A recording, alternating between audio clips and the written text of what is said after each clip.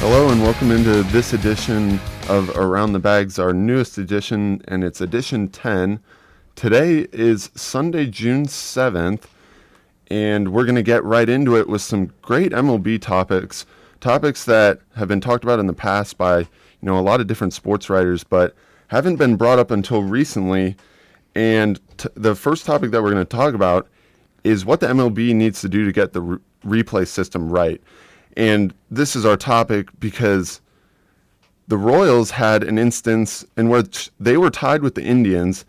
Jose Ramirez hits a ground ball, and he's ruled safe at first on the possible double play turn. Now, the Royals challenged this. The replay showed that he was out, but the call ended up standing. The next batter, Jason Kipnis, then grounded to Omar Infante, who bobbled it, and then he could only get the force out there. The inning would continue to unravel, and then the Indians would go on to win that game. But, Thomas, what's your take on that whole situation right there? Well, my take is that he was out. I mean, you could clearly see that. Hosmer had his glove out. The ball entered his glove. You could see the glove move because of the contact, with the ball. And, his foot hasn't even touched the base yet. So it was clearly out. I don't know what the umpires or the guys in New York were seeing, but who knows if the Royals would have won that game, but it would have been tied 1-1 after that inning, and we did later lose that game, and the Twins actually won their game. So because of that, we were at the time we were a half game back. But who knows, if we would have won that game, we could have been tied with the Twins, or we could have even been a half game ahead of them. But hey, and something needs to be changed. What do you think of the play? I just think it's a little ridiculous that the only excuse that Major League Baseball could come up with was that the replay official in New York didn't have enough super slow motion footage of the play. But I don't understand how he can't see what we all saw on TV and what they saw there at the K. There's got to be some conversation between the umpires there and the guy in New York. We're going to go on, though, to another situation in why replay has been in the news lately, and it was during the Nationals' loss last week to the Cubs. They lost 2-1 in that game. Danny Espinosa was called out trying to steal second base. Replay indicated that he was safe and that the tag was not there. But yet again, the replay got it wrong, and he was still ruled out. Now, later in the game, Matt Williams, the manager of the Nationals, wanted to challenge a play in which Bryce Harper appeared to be safe on an infield hit when he was ruled out. But the Nationals couldn't challenge it because they were out of challenges. And Bryce Harper was clearly safe. That changed the whole situation of the game. It would have been bases loaded, nobody outs, the Nationals score one run. Instead, the call stood, and there were runners on second and third. Nationals scored a run, but there was one out at that point, and they would go on to later finish the inning without scoring.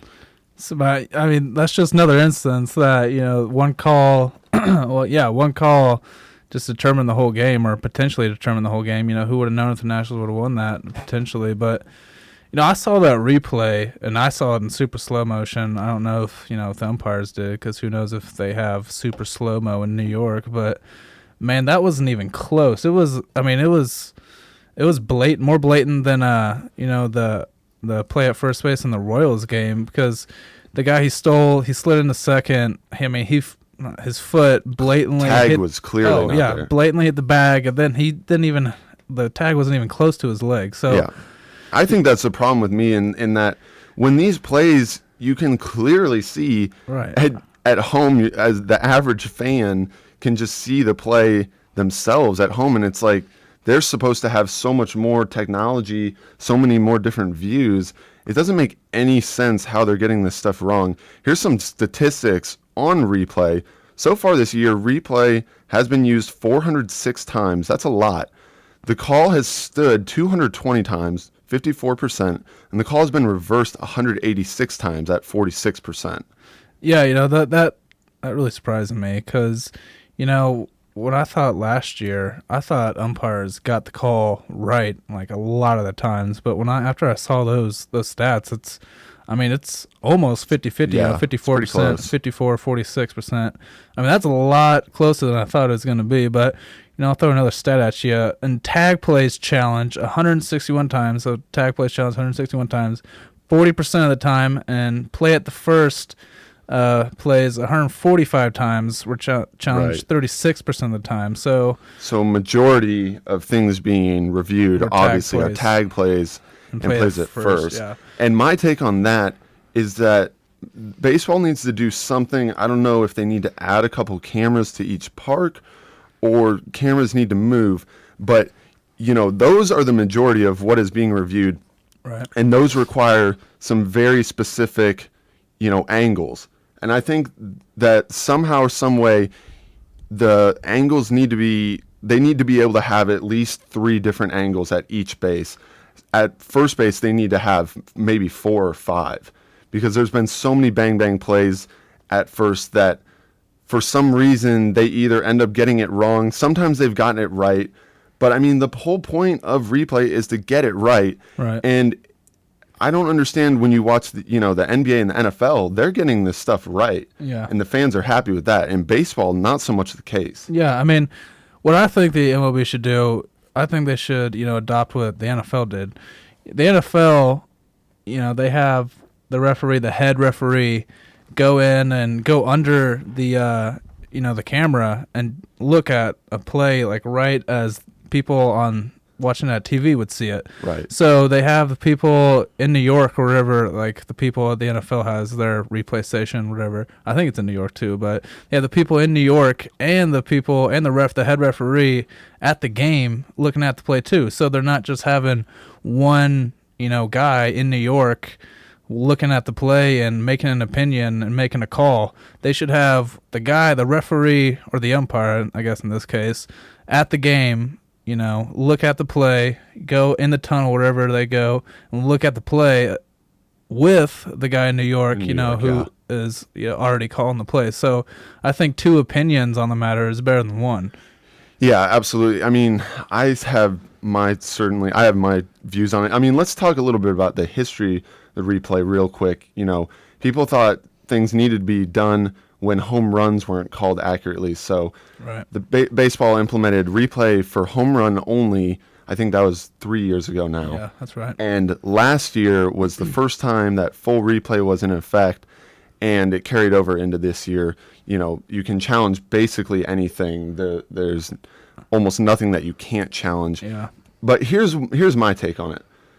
I completely agree with you. They need to have a camera there where the crew chief of the umpires there can go under the hood, just like the NFL. I mean, yeah, and both the umpires or however many umpires are at the game, they just stand there. Right, they just stand there and listen with a mic or with a headset on, but right. like they're not doing anything. And like when you made the call, you got to do something about it. You got to talk and right. look at the play and correct your own mistake. And what's funny? Whenever they show them standing there talking to whoever's in New York, this mysterious person, which I think is kind of funny. Anyway, you see them standing there, and the umpires aren't really talking. No. Which means they're completely just listening to the guy in New York. Yeah, now, here's what I would say. You add a hood as to where they can go under and look at it, mm-hmm. and then I think you have to eliminate bias somehow in that the guy in New York that's reviewing, I don't think he should be allowed to know what the call was mm-hmm. before looking at the play to eliminate bias. Yeah, he should not be able to know the original call. That way he can look at it strictly from an unbiased perspective. I think that would work great.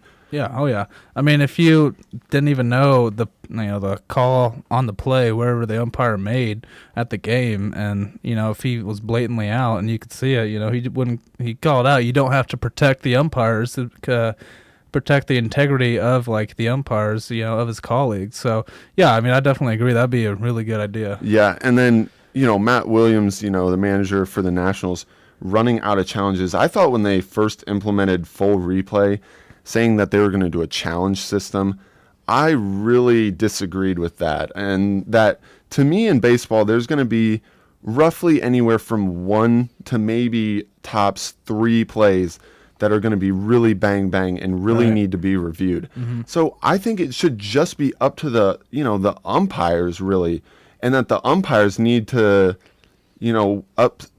withhold the integrity of the game, and they just need to decide whether or not a play should be replayed or not. I don't think it should be up to the managers. I think it should just be up to the umpires and making sure that they did it right. Yeah, I mean, you see that in the NFL too. I mean, if they think a call should be challenged or replayed and reviewed, they just go ahead and do it. Yeah, they stop the game and they call timeout, a referee timeout, and they review the play.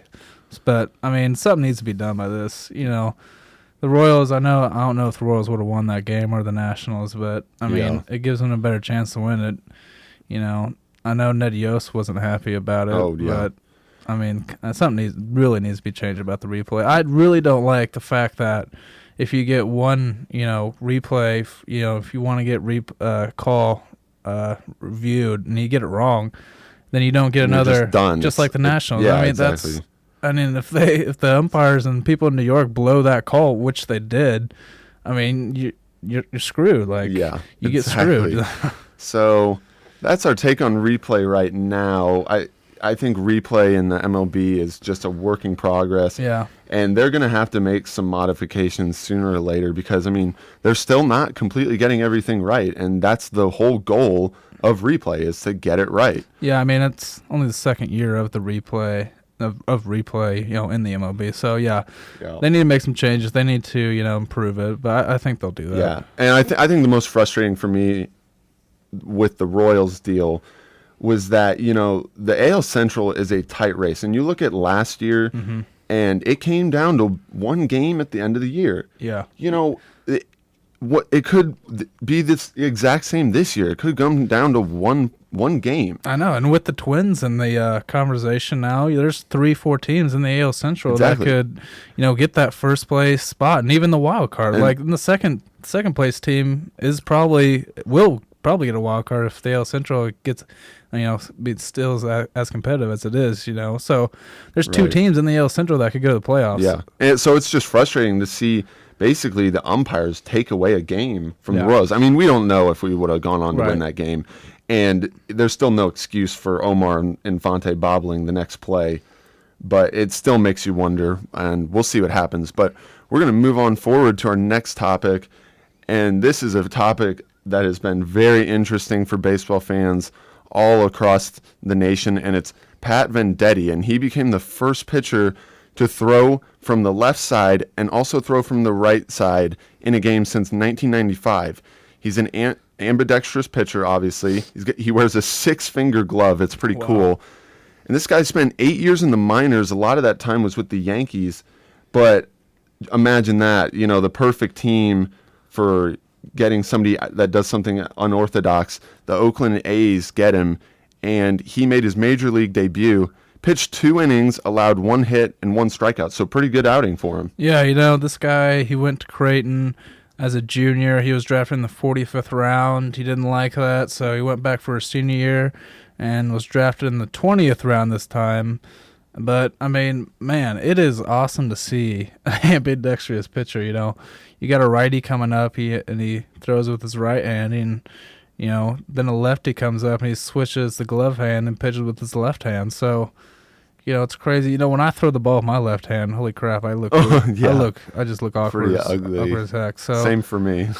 And the guy's mechanics on both arms is pretty much the same, He throws, good. A sidearm as it gets, and his action on his slider, it tails away with both arms, righty and lefty. So, this guy's 30 years old. He's got a couple 4 or 5 years, maybe 6, 7 years left at him. But man, it's exciting to see that. It's really cool. Yeah, and his stats were pretty darn good, throughout his career so far. His career ERA in the minors was 2.37, and he was actually more of a strikeout guy. He wasn't a guy that, you got your strikeout pitchers, and then you got your guys that let the ball get put in play a lot and let your defense work. His career in the minors, he averaged 10 strikeouts per 9 innings. So pretty big strikeout guy. I think it's pretty interesting, though, too. This is a guy that's faced a lot of adversity. I mean, you mentioned it, Thomas. He was drafted in the 45th round initially. I mean, that's very close to the bottom, bottom being the 50th round. But here's a guy, he threw over the top, and he used to hit 90 with his right arm, but then he faces some adversity here, and he tears his labrum, which forced him to now throw sidearm from both the left and right side. So now he throws mid-80s basically with both arms, a little harder on the right side, but he still has, a good slider and a good changeup from both sides. And that slider comes in, it's like a little bit of a frisbee slider, that is, as you would call it, with that sidearm action. It just keeps moving away and away from keeps a righty or lefty, because he can throw from both arms. But yeah, I mean, from what I saw on him, he had a great outing and great mechanics, and I was just very impressed, really. I mean, it obviously is not a publicity stunt, for the A's or anything. This is a guy that they really think that can help out their club. Yeah, I mean, the A's, I think they have the worst record in the AL right now, but, this guy is a relief pitcher, but, just picture if this guy was a starting pitcher. Managers play guys, who, if it's a righty pitcher, they'll usually put in lefty hitters, because most lefty hitters hit better on righties. But, if this guy was a starting pitcher, there's no way an opposing manager could, game plan for him, because he can just switch arms whoever's coming up to the plate. So, it's awesome that this guy can pitch righty lefty. It's the first time since 1995 that someone's ever pitched righty and lefty in a game. So, pretty rare. Man, I wish I could do it. Yeah, absolutely. And I think it's pretty funny that the MLB adopted the Vendetti rule, and it was because if you go onto YouTube, you can find it. It's actually hilarious. It's when he was still pitching in the minors for the Yankees organization, and a switch hitter comes up to bat. Yeah. And it takes him about 8 or 9 minutes. It's like a 9-minute YouTube video. It takes him forever to figure out. But they had to implement this rule that the pitcher, if he's ambidextrous, has to pick which arm he wants to throw with before the at-bat starts if a switch hitter hits. And it's very funny and ironic that in his very first big league game, he sees a switch hitter. I don't exactly remember who the hitter was, but he elected to pitch from the right side, and I'm pretty sure he got him out. So the rule obviously favors him a little bit more than the hitter. Yeah, they needed to do that. You don't want to have 9-minute at bats. Guys just switching from righty and lefty. Right-handed pitching and right-handed hitting. So they needed to do it. It's good that they have to pick a side before the at bat. So. So no more, especially with all the pace of play. Right. You don't want to waste any more time with that. Right. So that's fun to watch. We're going to see how good he can be in the future for them. I think he can be a pretty decent pitcher out of the bullpen for them. Yeah. Pretty effective, really.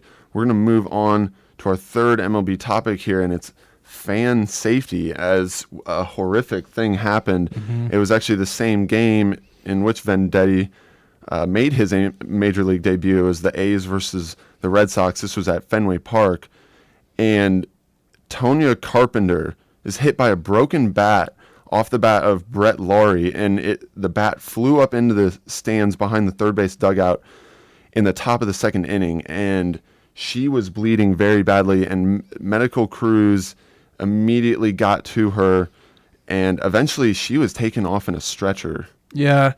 I was on Twitter after that. I saw it on actually CNN Breaking News, their Twitter account, when I first saw it. But then I searched a little more and I saw some videos, and oh man, it looked bad. I saw her getting, wheeled out on a stretcher and people videotaping it. She was just screaming. Yeah, it was bad. But fan safety is one of the biggest improvements the MLB needs to improve on. Yeah. And one thing that I think they should do is, the netting behind home plate. I think they should extend that at least to the end of the dugouts on both sides.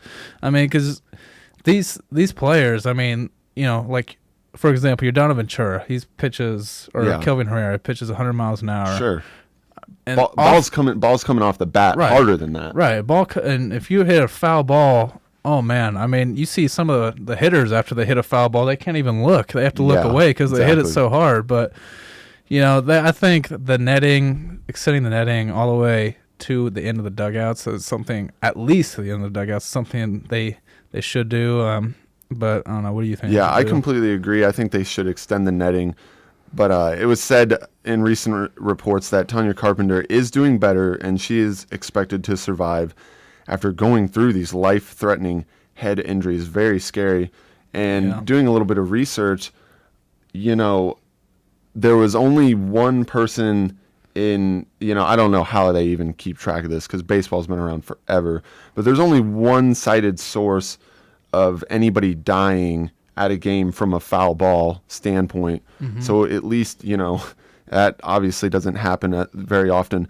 But going back to foul balls, about 1,750 fans get hurt each year by foul balls. Mm-hmm. So that's obviously way higher than, a broken bat or whatever. And that's according to Bloomberg News. But, and I think part of that too is the MLB back in 2008 implemented new regulations on the bats that started in 2009, and multi-piece bat failures are down 50% since the 2009 season. So I think they are moving in the right direction. I think they still could implement some more regulations on the bats, more netting for sure. And there's also people, you go to a game and it's scary. Some people really lean over the edge to try to catch a foul ball or whatnot, and that gets really scary. Yeah, I mean, I think that's another thing they should do is increase the height of the railing, at least in the upper decks, because, like you said, people are leaning over the railing for home run balls, for foul balls, and, I mean, fans get into it. They want those home run foul balls, by those star athletes, and they stick their glove all the way out there, and I mean they're over that edge. I mean, I was at I go to the Chiefs game a lot, and I was at Arrowhead Stadium. This was like 4 or 5 years ago. This isn't baseball; it's football. But I sat in the lower deck, and there was a guy. I'm pretty sure he was drunk, but he reached over, or no, he didn't reach over. I was during play. I saw something on the right side of my eye, and the guy actually fell all the way down from the upper deck, all the way down to the first deck. And, I don't know how he did it, if he was drunk or not, but, I mean, if you increase the height of the railing, it might have prevented that. Yeah, we've seen terrible things like that happen. I've seen, it doesn't happen very often, but every once in a while, somebody falls. And they fall pretty darn, we're not talking like a 10-foot fall. We're talking like 30, 40, 50 feet. Yeah. Oh, yeah. Very tall up. And, one play that comes to mind in Josh Hamilton's crazy career was when he tossed it was the end of the inning. He made the third out in left field back when, now he is with the Rangers again, but this was way back when. And he tossed it up, and, he didn't toss it hard enough, and it was a dad. It was so sad. It was a dad there with his son, and the dad reached over, and he fell 30 feet and died that day. So, I mean, horrible. There's got to be they got to make railings higher or just make it more known, put more signs up, do something to make it more known that, it's one of those things, it'll never happen to me, and then the next thing you know, it happens to you kind of a thing. And we talked a little bit about, if they could regulate the amount of drinking that is involved, because you have to infer that more often than not, most of these occasions occur with people that are either under the influence or, intoxicated or whatnot. But then, there's no really good way to regulate the amount, because it's just impossible. There's too much demand for beer at games.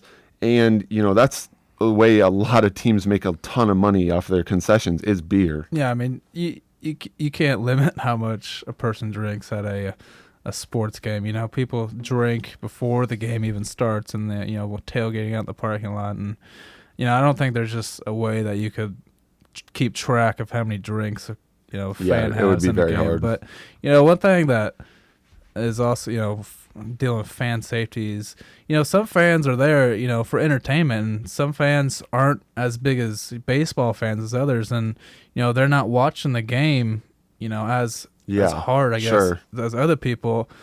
And I was watching some, and foul balls are hitting to the seats. Some people aren't even looking. Yeah, right. Some people aren't even paying attention to the game at that time, and they don't even know a ball's coming to them. And some people stand up and get ready for the ball, so they get stunned and they're like, "What's happening? What's going on?" But people need to go to the game and watch the game. Right. For their own safety, because if you're sitting right behind the first third base dugout without that netting, extending past the dugout, if you're not watching the game, man, they hit a foul ball, a sharp foul ball.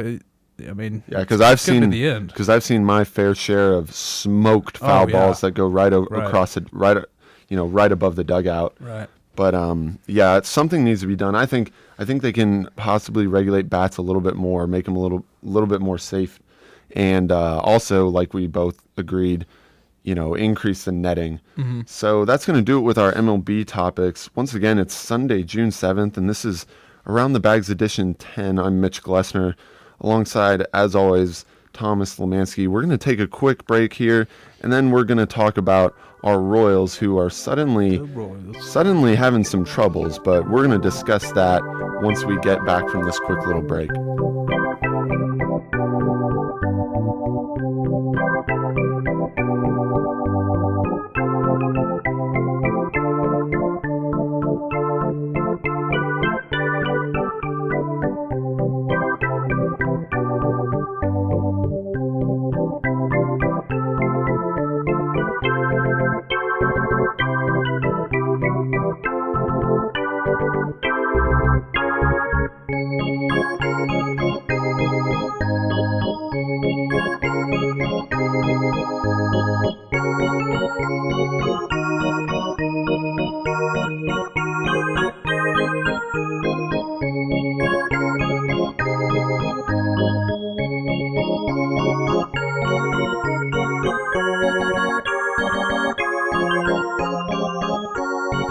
Alrighty, and welcome back into Around the Bags. This again is edition 10, our newest edition.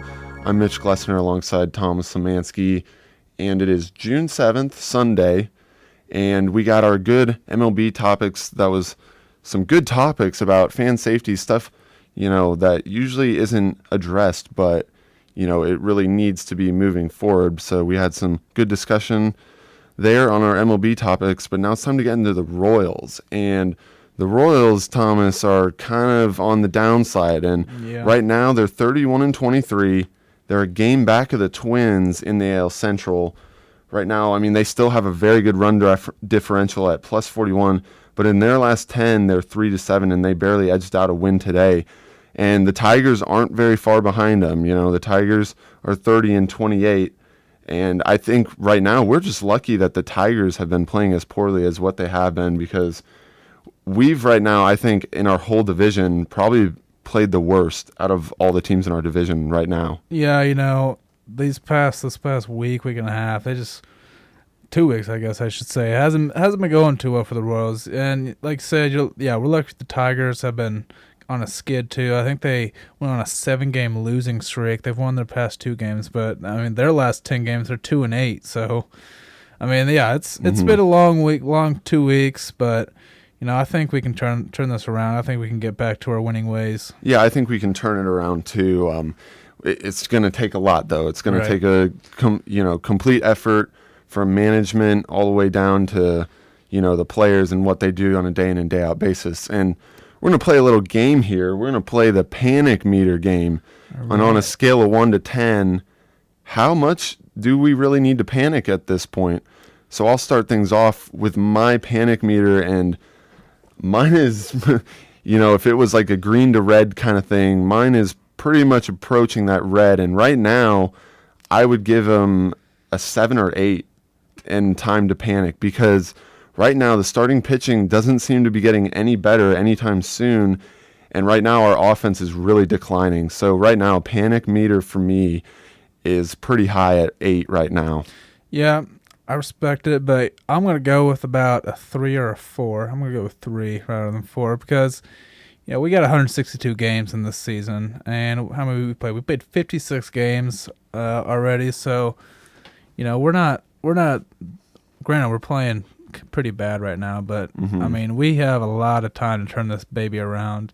Last year, I don't remember how, with the biggest hole we were in. I think we were like 7 games back at one point right around the All-Star game last year. But, we went to the playoffs as a wild card and went to the World Series. But, our starting pitching has actually played a little better. Our hitting's kind of fallen off a little. Yeah, it's fallen off a lot. We're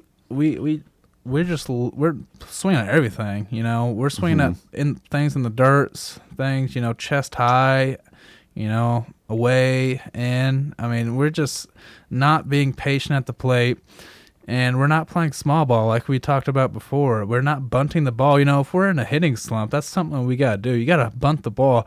I think it was last game or 2 games ago. It was bottom of the 9th, and we were down by, I think, 2 runs. And there was already 2 outs. I think one guy struck out and one guy popped out. Nothing was going right for us. And Hosmer bunted the ball with 2 outs in the bottom of the 9th, down by 2, and, he got on base. So those are the little things you got to do. If you're in a slump, if you're not hitting the ball the way you want to hit the ball, you got to do those little things. You got to bunt the ball, move the guy over when he gets on. We haven't got a lot of guys on this past 2 weeks. So when a guy does get on, you got to get him over, get him into scoring position. So you got to bunt the ball, and you got to steal some bases, man. I don't know why the Royals aren't stealing bases this year. I mean, we're a fast team, I mean, Salvador Perez is pretty much our only slow player. I guess Kendrys Morales is pretty slow too. But, we need to steal some more bases, try to put pressure on the other team, put the pressure on the other team's catcher. Maybe he's going to throw the ball over second and hopefully go over to third. But, I mean, when you're not playing, well, you got to do those little things to get back in the game and get back in your groove. Yeah, and things are extremely tapering off, especially the team batting average and whatnot. A couple weeks ago, we had 4 or 5 guys hitting above 300, which is very good, obviously, for any team. But right now, just looking at it, and it's just Hosmer and Moose that are hitting above 300 now, and our team just doesn't walk a lot. I mean, you got Hosmer leading the team in walks at 23, and I'm looking at a guy, like Lorenzo Cain here, who only has 13 walks on the year, or, look at Alcides Escobar. He only has 7 walks on the year. And those are typically guys I view as, guys that understand, situational hitting. They have very good plate discipline. So it kind of baffles me that Escobar only has 7 there and Cain only has 13. I mean, and those are 2 guys that are speedsters. So, yes. I mean, draw a couple more walks and then steal a bag. Cain is leading our team right now with 9 stolen bags. That's fine. And he's only gotten caught twice. But, I mean, come on. Escobar only has 4 stolen bases. I mean, he certainly should have more than that. I know Alex Gordon isn't the fastest guy in the world, but in years past, he's stolen his fair share. He has 0 stolen bases right now, and he's only walked 20 times. So most of the time, the argument is to put the ball in play. But with the Royals, it's almost, they're putting the ball in play too much, it seems like. Yeah, I mean, like you said, Alcides Escobar only has 7 walks, and that's from your leadoff guy. I mean, as a leadoff guy, you got to be getting on base more, and you got to be more selective at the plate. I mean, he has he's got a 297 on base percentage, and that's 3rd, 4th worst out of all our guys. So, as a leadoff guy, you got to do better than that. But and a big indicator that he's not being moved around or stealing, doing necessary things to get into scoring position is that he's our leadoff hitter, and he only has 23 runs. Yeah. Mike Moustakas has 29. Lorenzo Cain has 37. Kendrys Morales has 32. Kendrys Morales has 9 more runs than Alcides Escobar. It makes absolutely no sense. I mean, he just needs to figure out ways to get into the scoring position. Yeah, I mean, I think the biggest thing for our hitters is just being more selective. You talk about guys putting the ball in play, but if you're putting the ball in play and hit it right at them, you're not doing anything. You gotta, be selective, get your pitch and drive it, and walk more. I mean, walking is the easiest way to get on base. If a pitcher's not pitching strikes, be selective up there and take your base. I know it's not the easiest thing to do, but if you get on base without having to swing the bat, it's pretty simple. And you got a guy on first, and you put pressure on the defense, and hopefully you get a score and someone gets him over and get him in. So yeah, Royals need to do a better job of hitting. They just in general, all around. Yeah, all around 1 through 9. Yeah, we talked a lot in previous editions. It seems like every edition up until this one was about the pitching and that the pitching needed to do better. Now, we flipped the switch 180 degrees, and now it's about the offense that needs to make a bigger impact. And, the pitchers still aren't there completely. Right. It's mostly our bullpen. We need guys that can eat up some innings and not wear down our bullpen so much. And part of that, too, is our offense. We need to get bigger run leads earlier on in games so that our starting pitchers, don't have to go out and be a pitcher's duel every single game, where it's going to be them versus the other pitcher trying to only allow, a few runs. If our offense could jump on them early, put the pressure on them, and then that would relax our starting pitchers, Yeah, I was watching the game earlier today, and this is the first game, and I don't even remember how long that we actually scored first in the game. And me and you played baseball together for a while, and when you score first, it's a huge momentum. Oh yeah, it does a lot for the hitting, even does a lot for the pitching. If a pitcher goes out there knowing that he has a 1-2 run lead, that does so much for him. He can afford to throw one of his breaking balls in the dirt, not strike after strike and trying to strike people out. He can afford to, throw those pitches that he, would have been afraid to throw if he would have been losing in the game. So, getting ahead, the Royals were so good at it when they were, hot and, had the best, we do still have the best batting average in the league, but, that's declining every game now. But, get ahead early, and that instills a lot of confidence in your hitters and the pitchers. And, look, we won today. We had a 2-0 lead, and, they did come back. It was 3-3, and then Salvador Perez hit a solo shot in the bottom of the eighth, and we ended up winning the game, and Holland, locked it down, got the save. So, we need to do a better job and the Royals did a great job. When opposing players would have scored, the Royals did a great job of responding that half inning with another run. Mm-hmm. So, we were reluctant and we were tough. So we need to get some of that toughness back and score some runs. Yeah. So, we did get the win today, but in our last 10, we still are 3-7. And let's talk a little bit here, Thomas, about how far we potentially could fall. Because, even though we get the win today, we're still not playing our best baseball by far. Not at all. I could see us, hopefully, obviously we wouldn't want to see this be the case, but I could see us dropping all the way down to third, especially third, maybe even fourth place in this division if they really don't figure it out. Because the Tigers can get hot at any point. Their offense is lethal. Yeah. And, they still have David Price there at the top of their rotation. They've been pitching the ball pretty well. The only struggle there is their bullpen. But I think the Tigers can get very hot. They're a dangerous team. They could jump us. And then, we haven't played exceptionally well against the Cleveland Indians this year when we played them. No, at all. They've given us some trouble. So it wouldn't even surprise me if we fell even down that far. Obviously don't want to see that happen. Right now we're 31-23 and the Indians are 27-29. So, the AL Central is a close race and it's going to be close all year. I think we could potentially fall that far. Obviously, I don't want to see that happen. How far do you think we could fall, Thomas? I definitely agree with you. I think, we could even be last by the end of the season. Who knows? But, yeah. Baseball is, a game of runs. The Royals started the season 7-0, and granted, we have lost some games the past 2 weeks, but we're only one game behind the Minnesota Twins right now, and we're 31-23 still. So, it's all about runs. Granted, we're on a losing streak right now, but if we turn it around, I think we'll be fine. We could, who knows how far we could drop, 4th, 5th. Like you said, the AL Central, I think, is the most competitive, the best division in baseball.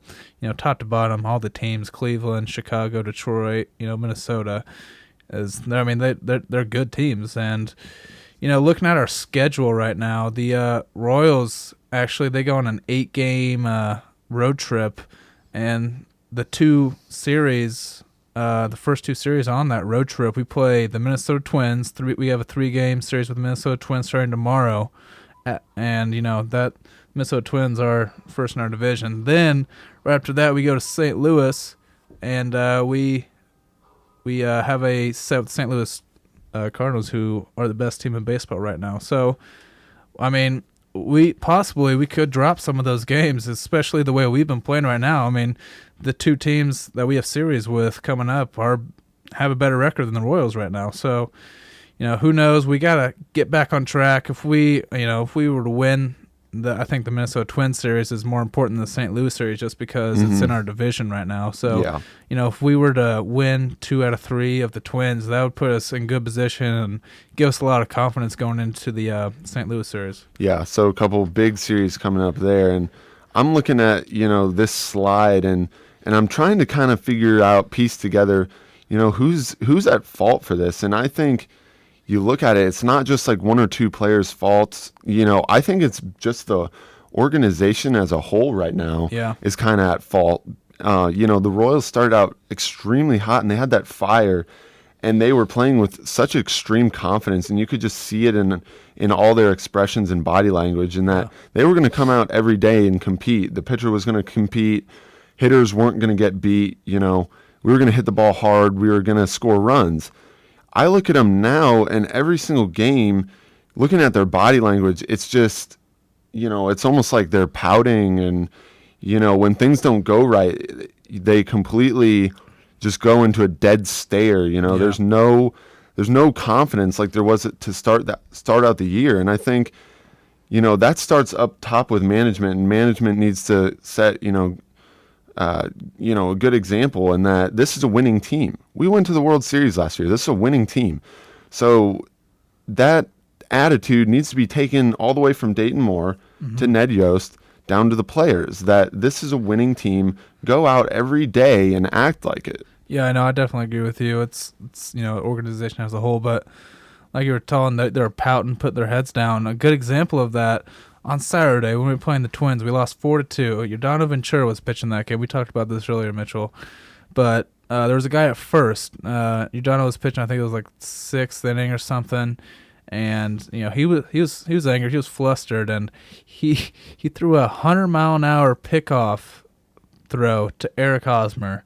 And Eric Hosmer caught it, and he just looked at Ventura. He walked around and was throwing the ball up in the air to himself, and then he looked at Ventura, went over there and talked to him. Who knows what he said, but he was mad. He wasn't happy that he did that, and it showed Ventura. Ventura's got to grow up a little. Ventura, right? I think he's only like 23, 24 years old, but that's just a good example of what the Royals have been playing like, what their attitude's been like the past week or so. But I agree. I think to put specifically a blame on one thing, I think it had to be our offense, because, I think our pitching has done a little better since what we have been doing. Our starting pitching has been terrible, but I think they've been pitching a little better. But our offense have just declined. We've only been scoring 1. I think before we scored on Saturday, it was like a 19-inning scoreless streak that we had, I believe. I think that's what Rex Heather was saying on the when I was watching it. But but in general, I think it's a whole team. I think Ned Yost should have pulled some pitchers earlier than he should have. I think he should have switched up the lineup a little, because when we're not hitting the ball, the manager has to realize that, and he's got to do something to change that. So I think it's the whole organization. I think we need to get things turned around, especially with against the first place Minnesota Twins. Yeah, we have to get back to our winning ways, and we both had the Royals in our predictions to make the playoffs still, and we still want to see that be a possibility. We hate to see them go on this slide like they are right now, But we're going to take a quick little turn here, and that the MLB draft is actually tomorrow on Monday, June 8th. And oftentimes, the MLB draft really isn't talked about a lot. It's just not as marketed as much as like the NFL and the NBA and whatnot. Right. So we're going to talk here just quick little bit on what we think the Royals need to do in this draft to be successful. And right now, looking at our farm system, we have some really, really good guys in our farm system, and we always have. We've always been pretty good at drafting guys that have extremely good potential. I'm looking at, Raul Mondesi, our top prospect right now at shortstop. He's a very good runner, very good defender, just needs to get his hitting up a little bit. And then you look 2, 3, and 4 are all pitchers, and what do we need? We need pitching. So, you look, you got Sean Manaea there, the lefty who throws pretty hard, 90 to 96. You got Kyle Zimmer, who's struggled with some injury problems, but he's back and healthy, and he looks like he's thrown well. And then obviously Brandon Finnegan, who got some time with the Royals in the playoffs last year. He's been great. But, I look at this draft, and I almost just think the Royals need to either take the best available player or lean more towards the outfield, actually. Because, I just don't know if Gordon is going to be here next year. I think we need to deepen up our outfield. Yeah, no, I got to agree with you. Everybody's going to talk about pitching as one of, our weaknesses, and we got to address that in the draft. But, like you said, 2 through 4.